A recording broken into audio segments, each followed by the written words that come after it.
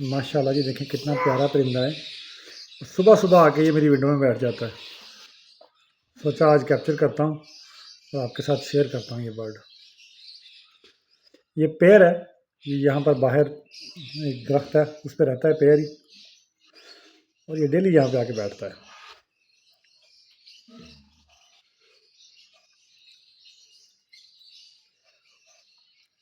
Mutation के शौकीन देखें ज़रा। और ये रेड आइज़ है, रेड आइज़ में नहीं है, ब्राउन आइज़ है शायद। माशाल्लाह, सुभान अल्लाह। तो ये हॉक की तरह अपनी गर्दन 360 मूव करता है। हुदहुद है ये।